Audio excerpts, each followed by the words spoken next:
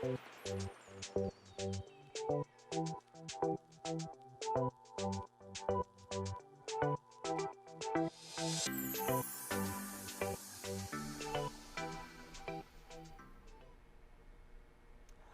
and welcome to another edition of Staff Spotlight, brought to you by the Broadcasting and Video Production program here at Bates Technical College. I'm your host, Ace Wheeler, and today we'll be speaking with a dynamic instructor, Brian Umpstead, of the Woodworking and Technology program down here at Bates Technical College. He teaches students skills they need to understand and navigate the world of woodworking. Brian, thank you for taking time out of your day for being here. Oh, thanks for having me. Much appreciated. Yeah. All right, so I have a bunch of questions to ask you. But let's start from the very beginning, the origin. Where'd you grow up? I grew up South Hill, Puyallup. Let's go, represent, 253? Yeah, back in the day. Yeah, got there when I was about 5, 6 years old. Did all my schooling there on South Hill, Fir Grove Elementary, Ballou Junior High, Rogers High School. That's awesome, dude. I went to all those schools too. That's crazy. Yeah. I think they tore down the original little school building that was there for Fir Grove. Yeah, they remodeled Fir Grove. They remodeled the whole thing and pushed pushed it back. Yeah, well, it's kind of sad, but yeah. It was much needed. It was much needed. Yeah. It was new when I started. Yeah, which Wow. was a long time ago. Yeah. So. Wow, okay, so went to Rogers. I know they have a woodworking program there. Did you take that? I did not. No? Nope. Took it in junior high at Ballou. Okay. My 8th grade year. Yeah. Took just one semester. One semester. What do you thought about it? It was kind of fun. It was, we had to take electives, and so it was an opportunity to, just kind of test out the different electives they had there. Yeah. I did the other ones too, but the woodworking was a lot of fun. I didn't really think twice about it at that time. So how or who influenced you to get into making things out of wood? So it was probably my stepdad, Okay. because he got me my first job right out of high school at Old Time Woodwork, which was downtown Tacoma. It's no longer there now, but yeah, he worked there. He was the foreman there, and they needed someone to come in and help out and clean floors and do all that fun stuff. So sign me up. So it was just the necessity of a job. Needed a paycheck. Yeah. Wow. Okay. Wanted to move out and be on my own and do all that at the age of 19. So Wow. Okay. yeah. How long did you work there? I worked there for 10 years. So from 93 to about 2003. And then I branched off out on my own. Okay. And I opened up my own cabinet company at that point. Wow. How long have you did your own thing? I did that for 18 years. Yeah, and then did a lot of high-end residential was my specialty. Yeah, 18 years worth of that. And then broke off from that and sold my half of my company to my partner. And then took a little time off to reflect, see what I really wanted to do. For me, teaching was kind of always in the back of my mind. Really? Yeah, it was really weird. I don't know why. But something. But it was something in me that is like, once you get all these years in, how fun would it be to give back? Interesting. And so I always kind of had that there. Never really thought anything about it, but it just was always just kind of there in the back of my brain that something I kind of wanted to do. So. Wow. So when did you start teaching then? Let's see, it'd be 6 years ago this fall. So almost 6 years now. Almost 6 years. When You I like started, it? I love it. Really? I love it. It is so much fun. It's more than I ever thought it would be. Really? Yeah, Wow. 100%. Okay. Yeah. So you've done some stuff in the public sector, right? Do you prefer working with a company or like your own company? Oh man, that's a two-part question, really, because when you're working for somebody else, they tell you what to do. They hand you the paperwork and they say, "This is what I want you to do next." Kind of the short version. Right. When you own your own company, it never shuts off. You're 24/7, 7 days a week. You might not be in the shop that whole time, but you might be answering a phone call. You might be answering an email. You might be going to a customer's house to do measurements or talk to them about their project. It never shuts off. Wow. So there's good and bad. There's give and take with both. I mean, the money's a lot better working for yourself, but there's some nice perks to working for somebody else and clocking out at 5 o'clock and going home. Yeah. So it really depends on the person. depends on the person. I didn't mind either way. I mean, I enjoyed it all. Yeah. In your time before teaching, is there any fun projects you like, man, that was a lot of fun, I wish I could do that again? Oh, man, there was so many. You know, one big one was when we did Lakewood City Hall, and we built all the judges' benches for that with the bulletproof material that was in the wall. Like that was interesting and different and kind of fun. But I mean, we did a lot of like radius, like reception counters and stuff like that. And then just the really high-end custom homes, you know, where money wasn't an object and the customer just, they had a very specific something in mind. And it didn't matter what the price was or how we got there, they just wanted it. Wow. And so those are really fun projects to be on because the sky's the limit and creativity could be endless. So those are a lot of fun. So a lot of kitchens, is that like more kitchens or like bathrooms or what? Mostly residential. So kitchens, bathrooms, entertainment centers, you know, all the stuff that you would typically have in your house. Okay. I didn't do a lot of commercial stuff. Mostly, I'd say 98% of my stuff was residential. Yeah. Wow. So it's a lot of fun. Do you have, I guess, teaching? I don't know, how would I do this? So what skills you learn from running your own company translates into teaching? Ooh. Now, I know you have like students, right? I'm a teacher too. We have students. So there's that like team management, making sure things get done on time. It is very similar, except for you're doing the hand holding a little differently. Right. I mean, when you're teaching, you kind of look at it like we still have customers. Our students are kind of our customers. Right. And we're still going through the process, but you know, they don't know how to do it. So you're kind of, but it's just like kind of like walking through your client. If you're building all the kitchens and cabinets for their house, you're kind of holding their hand and walking them through that process and explaining to them like what you're going to do and how that's going to work and how this is going to fit together, and you're taking their ideas and turning them into, you know, their dream. The dream. So, I mean, there's a lot that translates over. It's just a little different setting.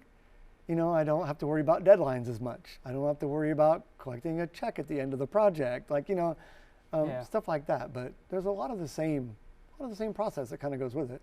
So you've been working with tools, right? All kinds of different tools. Oh yeah.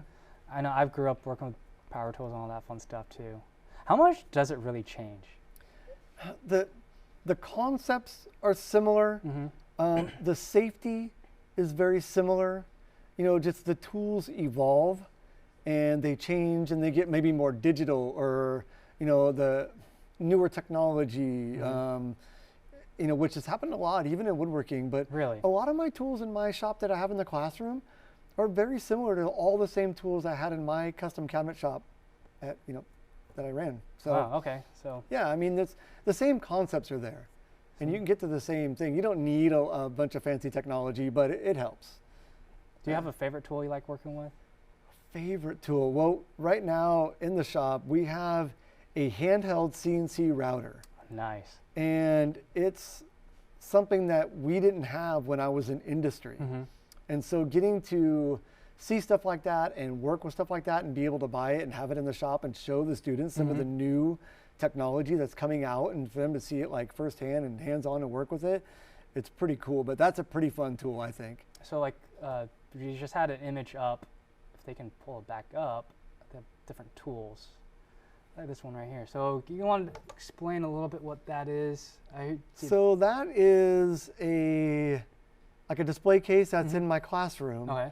And those are, a lot of those little fixtures inside of there are architectural kind of woodworking pieces. Fine detail. But there are some handheld tools in there as well, like, you know, stuff to make circles with and take angles and stuff like that. And a lot of those tools they call them like scrap wood projects. They're made with like little pieces of scrap wood. Yeah. And we do those in first and second quarter. And it kind of, not only does it give them a tool that they can use in the program, and they do use all those, but it also makes it so we can do small projects and not waste a lot of really good wood. And it's just kind of some materials we have laying around the shop. So before you were teaching, right, material wasn't, I guess, big issue depending on the client, right? Mm-hmm. So I know there's different types of woods, and depending on what you want, there's density, hardness, and then the price. Oh yeah. So I guess in your experience working, with different companies, you're in your own company, do you have a certain wood that like, yes, this works for every project, or like, you should probably lean towards this material? I do. I have a go-to wood, alder. Alder, really? Yes. Why? Well, it's got really good characteristics to it. So it looks a lot like cherry. The coloring's like cherry, which everybody loves cherry. Yeah. But it's about a third of the price. Interesting. It's a little bit softer. So it does machine up really nice. It sands really nice. It accepts stain really nice. When you route it and cut it, it cuts really easily. So that's really good. But and the cost effectiveness of it is on point. Like, really? Yeah, it's only right now I think it's around $2.50 a board foot, where cherry is around $8 a board foot. Wow. Yeah, so big difference there. And it's easier to work with too. Easy to work with, and it's readily available, and it's a local material. We grow it here in Washington. So never knew that. Yeah, see? Yeah. Do you have a least favorite? Anything really hard. Like oak? Mahogany. Some of the oak's a little bit harder, like ironwood or anything. All the strains of mahoganies are pretty hard. So any of those, they dull your bits, they dull your blades really quick. They're just not easy to work with. And how about teaching students? What's a good starter piece of wood? I mean, obviously scrap, right, for some of the detail, like starting practices, but like for, let's say they're building a cabinet or whatever, what's a good, like, hey, this is a good starting piece of wood material that's not going to break bits, run through a bunch of tools. And don't do that. Yeah, obviously you don't want to do that, but you know what I'm talking about, right? Yeah, we use, I start them out on a lot of poplar. What's that? It is a very soft, it's still considered a hardwood, but it's probably one of the softest of the hardwoods. Okay. It's pretty inexpensive. It's like under $2 a board foot. So we can make mistakes and throw it away and not have to cry about it. It's really soft, so it machines really easily. It cuts really easily. It's pretty forgiving. And if we need something made, like a cabinet made out of some sheet goods, we just use like a birch plywood. Pretty inexpensive. It's $50 a sheet, not too bad. And that's something that they can cut on, and I don't have to worry too much about if we throw some away. It's no big deal. No big deal. Yeah. Wow. Do you talk about different types of materials in class? Yeah. As a lecture? Do you Oh, sit down and be like, this is oak, here's all the strains, like mahogany? We go over little bits at a time because there's so many. I mean, there are thousands, and there are so many that we don't even touch on. So I go over it kind of a one-on-one basis, project by project basis with the students. So they kind of get little bits throughout the whole time they're there, rather than just bombarding them with thousands of different species. Look at wood. Yeah, here's like a huge poster full of wood, and I want you to memorize all those. I like to teach that way, very organically and very small bits at a time. That way they retain it, a little better that way. And also, like, if it's project by project, it's practical. Like, you could go home, go to the lumber mill, be like, hey, I'm building, I don't know, a cabinet or a tabletop. I need this type of wood. Right. Speaking about projects, what are some projects? I know you brought in some pieces, so let's actually talk about these. Are these some of the projects that your students make in class? Yeah, these both were made by students. They're actually for our auction, for our faculty barbecue coming up here. Really nice. Yeah, this one was made. It's got a bunch of different hardwoods all glued together. And then he actually did this on the CNC machine. So he went on the computer and programmed the shape and the cutouts and all that. And then we set up the CNC machine and then ran the program and like cut out the little pockets and all that. And then he comes back and sands it and cleans it and really puts nice finish on it and stuff like that. Do you, for finish, is it like, what type of finish? Is like food safe finish, depending on what it is? It depends on what you're doing. But for something like that. Something like that, we just used like a wipe-on, like a wipe-on poly, a real quick kind of easy finish. If you're doing a cutting board, you want to use like a food safe one, like you just said. Yeah. If you're doing cabinets, you want to use more of a solvent base, like a lacquer kind of finish. All right. For durability reasons. Right. All right, Brian. Let's take a quick break here, and we're going to dive more into your program and all the fun projects your students are doing. Yeah. So, sounds good. ladies and gentlemen who are watching, please stay tuned after these messages.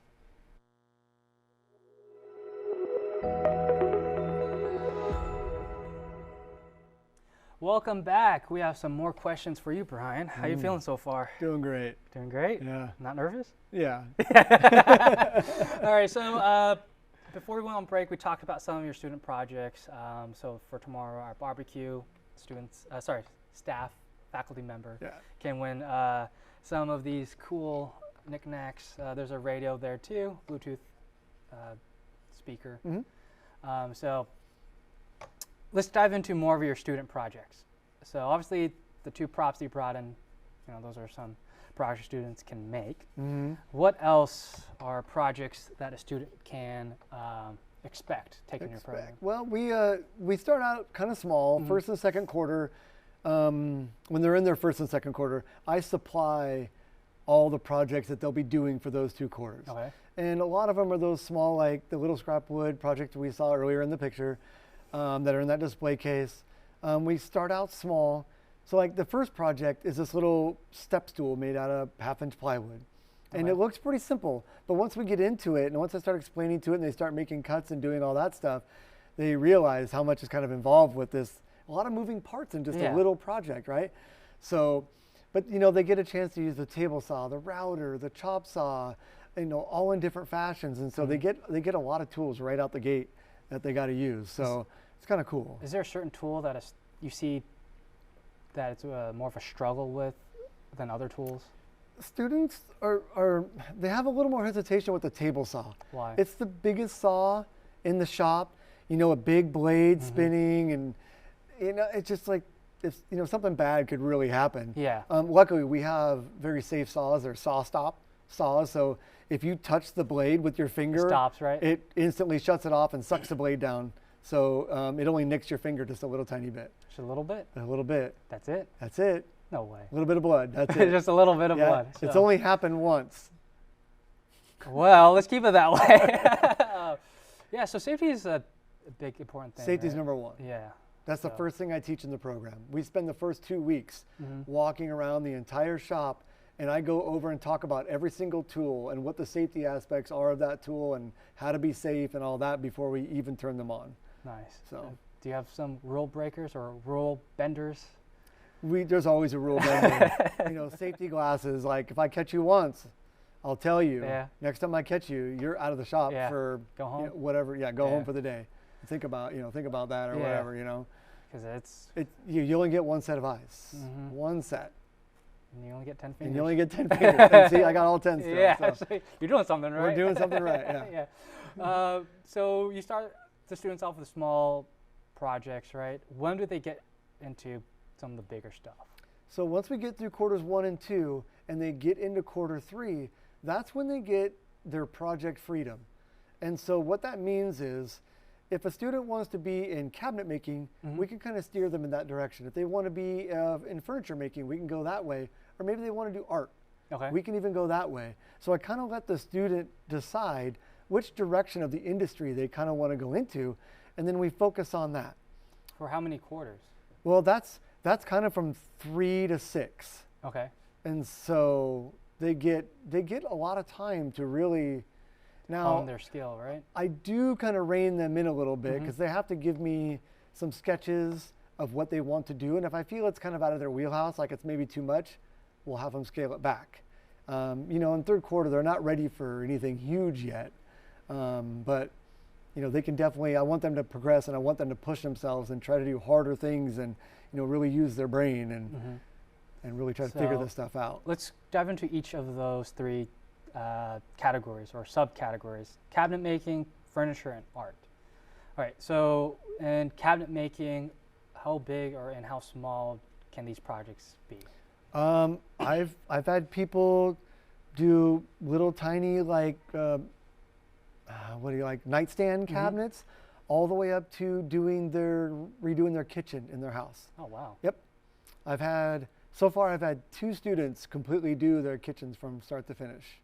Their personal home Their kitchen? personal home kitchens. Start to finish. Start to finish. And do you sit there and be like, I walk them through the whole process. wow. Yeah. That's actually super. It's really fun for me because Yeah. it gets me to relive, my former days of working at a shop or owning my own company. I Kind of get going to, back because to that's the what origin. I did. Yeah. Yeah. So it's kind of fun, and it's really fun to see them succeed and do it, and then they're all finished, and they send me pictures of their completely installed finished kitchen, and they're super excited, and they get to show it off and say that they built that. Wow. So when people come That's over, actually very accomplishing. it is very accomplishing. How about furniture, like tables, chairs, Yeah. anything in between? Anything in between. I mean, I've had people do entertainment centers. I've had people do like a kitchen. It's funny because you wouldn't think a kitchen table chair would be difficult. It's one of the most difficult things to build in woodworking. Really? Yeah, because the way the angles and how high you sit and all that, I mean, the ergonomics of it, if you build a chair that's not ergonomically good to sit in, it sucks. It's firewood. Yeah, it's firewood. Exactly. Wow, okay. So it's one of the hardest things to build. Chairs. Yeah. Wow, okay. I never would have thought about that. I know, I wouldn't have That's either. like 4 legs and a little back. Yeah, you would have thought. Yeah. But Huh. So have you had students who build chairs, like, when they pass, is it like you sit in it, it's like, yeah, it's comfortable, you pass? yes, Or I've had one student build a chair. one? Yeah, they were gonna build a pair, and they built the first one, and they said they were done. Really? Yeah. It's that difficult? It took a lot. Wow. And he was very advanced, like skilled. He did really well in the program, and yeah, it took him. Wow, It took him a while, like almost half a quarter, to build a chair. Never would have. That's crazy. I know. Yeah, chairs. It was a lot. I'm not taking chairs for granted then. Exactly. Yeah. Yeah. There's a whole book. Really? A whole book on how to build chairs. No way. Hmm. I gotta see that book. It's pretty intense. Can I get off Amazon? I think, yeah, you probably can. Amazon has everything. Yeah, that's true. That's so funny. Never would have thought. How about some of the art? I know woodworking and art, you could go any direction. So let's start with what are some pieces that impressed you? Like, wow, a student created this. They're like, wow, you actually pulled that off. Well, the same student that did the Bluetooth speaker, Yeah. he is very artistic, and he does amazing. He loves the curves. Like you can see on that piece that there's a lot of the curves and the rounded edges on it. He does a lot of like handwork, like routing and hammer, chisel, like hand cutting and stuff, and makes like these really cool. He always makes small things. He doesn't make anything big. It's always So small. Is it like little shelving units, but they detailed? got very detailed and very artistic. It's pretty crazy. Like I had another student, she built like this really cool industrial kind of lamp, like a floor lamp. Yeah. And the bottom was like a concrete block that she formed up and poured, and then the wood was coming out of it at like an angle, and had another angle up to the light and the shade, and it was a really cool piece. Another student built like a music box using one of those old, I don't know what they're called, but like the megaphone looking things that were on like old record players. Yeah. And it had a slot to put your cell phone in. And so you played music and it got in this box and came out that. That's actually really cool. It sounded really good. Wow. He actually, it's in one of the calendars. I'll take a look. Yeah. Okay. From a couple years ago. It might be before my time. It maybe. It might. Yeah. I have it. I have Alright, it. You yeah. can stop by, I'll show you. All right, awesome. Wow. What happens when a student messes up? Like they make a cut too short. You're just like, well, would you start over, or we like to call those happy little mistakes. Bob Ross? and we turn them into learning moments. There's no sense of getting mad or angry about it. Right. It happens. I mean, we just get rid of that piece. If maybe we could do something to remedy it and fix it, we do. If not, then we start over and make a new one. And it happens frequently that maybe they miscut a piece for a cabinet and it just won't work, and we got to go back and cut a new piece. Yeah. No big deal. I mean, it just is what That it happens. is. We all make mistakes. Yeah. I've made definitely my fair share of mistakes in 33 years of working in the industry, and I let them know that all the time. Yeah, mistakes happen. It's just a piece of wood. Exactly. It's just wood. Nobody's going to die. We'll all be fine. You got your fingers, you got your eyeballs. Yeah. You're all good. We're all good. Yeah. Let's dive into after work. Who is Brian after work? Do you go home? Do you go in your garage, fiddle with projects, home projects, or? Funny, I don't do any woodworking at home. Nope. What? I do metalworking. Metalworking? I do. Wait, hold on. So What? I do a lot of old cars. I'm into old cars. Okay. We have a lot of old Volkswagens, Uh-huh. you know, the bugs and the buses and stuff Yeah. like that. I do a lot of off-roading, and so I'm doing a lot of metal fabrication there. So my whole shop at home is set up for metal fabrication. So let me get this straight. So you took a single woodworking class in junior high. Uh-huh. High school, you're like, no, Turn it into a career. turn it into a career. You teach it, and you're like, no, I'm working on cars and metal fabrication. Well, like, let me ask you a question. Uh-huh. When you go home, do you sit in front of a camera and videotape yourself? No, I don't. See? I guess, yeah. You do have to separate Separate, yeah. work and life. And I've always had a woodworking shop, whether I worked for somebody else at a shop or I had my own shop. I always had a means of doing woodworking projects if I wanted to. So. Yeah, that's true. How much does metalworking and metal fabrication and woodworking, I know they're two complete different worlds, especially with material. Yeah. But how much of a mesh or overlap is there? Well, the mindset of creating, and measuring and figuring and doing all that kind of stuff, a lot of that translates over. But the way you put wood together versus put metal together is completely different. Metal's a little easier actually, because you don't have to worry about grain and natural characteristics and all that. Oh, right, Like in the metal, you don't have that. You can just glue two pieces together, sand it smooth, and it's fine. Wood, it doesn't always work like that. Grain goes different ways, and it doesn't look good if you don't put it together right. So, but I mean, it does some translates over. Yeah. Huh. Yeah, that's. Yeah. Weren't expecting that? No, I wasn't. Yeah, I work with metal at home. Yeah. Yeah, I do a lot of old cars and off-roading. Do you have a favorite car? I know you said Volkswagen bugs and buses. Is that the only? That's mainly what we do. I do have a 47 Chev 5-window pickup that I built too, but we mainly do the old air-cooled Volkswagen stuff. You don't want to expand from that? I mean, I do, but I've got a lot of them, so it's just, right now I'm at a point where I just want to keep those going, just so we can enjoy them and not take on too many new full projects. That's always fun. Yeah. I bury myself in projects. Yeah. So we won't go into that. Yeah, no, probably not. No. That's a whole nother video. A couple questions before we wrap up here. Okay. What would be a piece of advice for your students when they're ready to get a career in either cabinet making, furniture making, or the arts world of craft? Keep your mind open. There's a lot of different kinds of shops out there, and just because maybe you don't want to do commercial work right now doesn't mean you can't go to that shop and work there for a few years and get some really good experience until that custom high-end residential shop is hiring that you can go to. Because any experience out in industry in woodworking is good experience. It doesn't matter what it is or what shop you're at. Even if the shop is terrible and you hate it, still learn from that and take away whatever you can before you move on.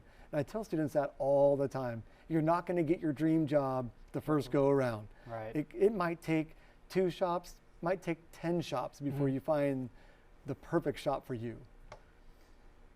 That's good advice.